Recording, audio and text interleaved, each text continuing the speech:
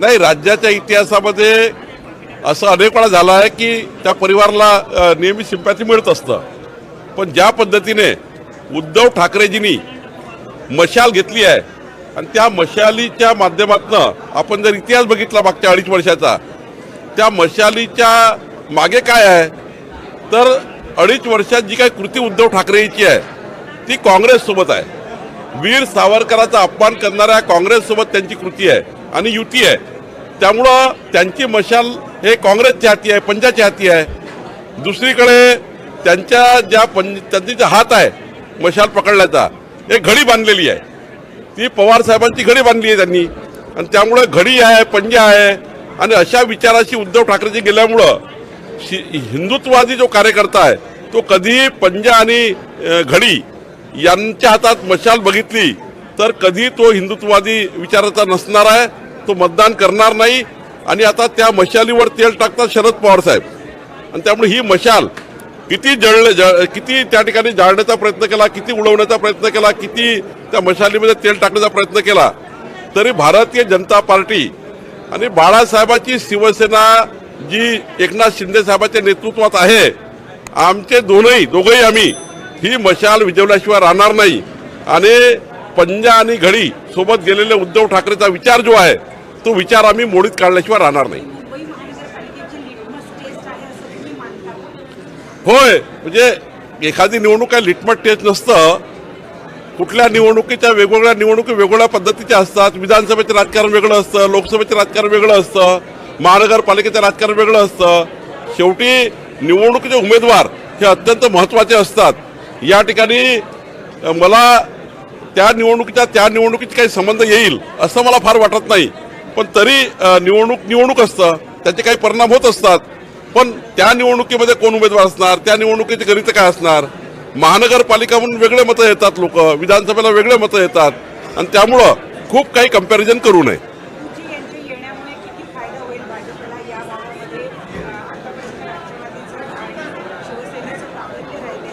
नाही, प्राबल्य वगैरे काही राहिलं नाही. आम्ही आतापर्यंत रायगडपासनं मुंबईपासनं कोकण हा शिवसेनेला युतीमध्ये दिल्यामुळं आम्ही आपला पक्ष मजबूत करू शकलो नाही. हे आमचं दुर्दैव आहे. आणि त्यामुळं त्यांना दिला होता, त्यांनी आता पंजा आणि घडी स्वीकारली आहे. त्यामुळं त्यांच्यापासून आता आम्ही बाहेर आलो आहे. तर आता ते आम्हाला सोडून गेलेत. तर आता आम्ही आमचा पक्ष मजबूत करतो आहे.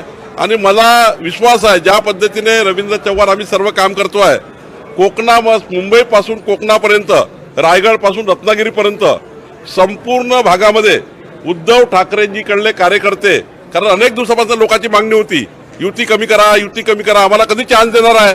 भाजपच्या कार्यकर्ते 40-40 वर्ष काम करते, आम्हाला कधी चान्स मिळणार आहे. तर निश्चितपणे आता कार्यकर्त्यामध्ये उत्साह आहे. आणि 100% रायगडपासून कोकणापासून मुंबईपर्यंत पुन्हा एकदा आम्ही मजबूतीने तयार होऊ आणि आमचे कार्यकर्ते उत्साहाने काम करतील.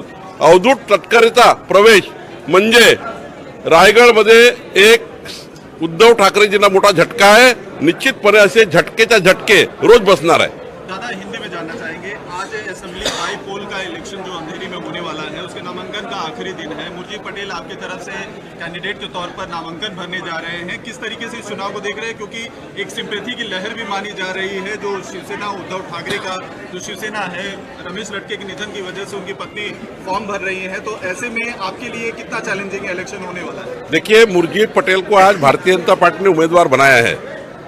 एकनाथ शिंदे जी, देवेंद्र फडणवीस जी हमारी युति के माध्यम से ये उम्मीदवार है.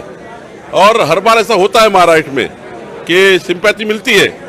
लेकिन जिस प्रकार से उद्धव ठाकरे जी का रवैया है, सिंपैथी के बारे में मेरा कोई कहना नहीं है, लेकिन रवैया क्या है 2.5 साल से उनके मशाल जो उनको मिली है, जो मशाल लेके लड़ रहे हैं, उसमें वो मशाल को पकड़ा है पंजा ने, विचारों से भी पकड़ा है उनको. वो मशाल को पिछले 2.5 साल का जो उद्धव ठाकरे जी का प्रवास है उसमें भी उन्होंने पंजा पकड़ा हुआ है.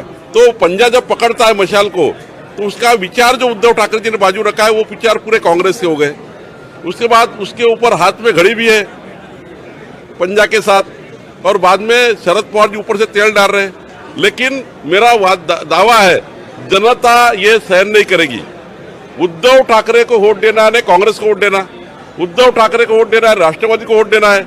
इसलिए जनता जो है जो हिंदुत्ववादी विचार वाली है, जो वीर सावरकर जी के ऊपर जो जिनका प्रेम है, जिनका विश्वास है, ऐसे वीर सावरकर जी को गाली देने वाले कांग्रेस के साथ उद्धव ठाकरे गए हैं, तो निश्चित रूप से जनता को समझता है उद्धव जी को वोट देना, नहीं कांग्रेस को वोट देना।